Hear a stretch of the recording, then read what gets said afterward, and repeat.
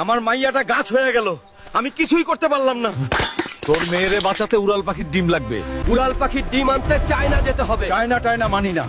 আমার মেয়ে সুস্থ করতে যেখানে যেতে হয় আমি সেখান থেকেই উড়াল পাখির ডিম আনবো। চায়না, আমি আসতাছি। উড়াল পাখির ডিম রেডি রাখ। অবশেষে চায়না, ওই তো ডিম। ওই পাখি, ডিম দে, নরইলে তোর ডানা ভাঙা দিমু। তোর সাহস তো কম না, আমার ডিম নিতে আসছস? আজ তরেই আমার বাচ্চার খাবার বানাবো।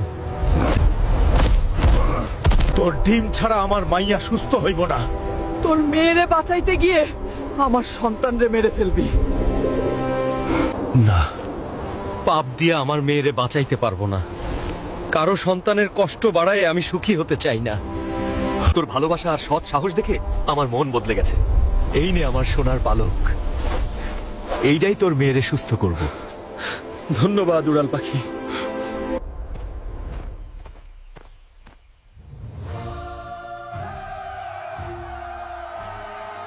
পালকটা কি সত্যই কাজ করবে?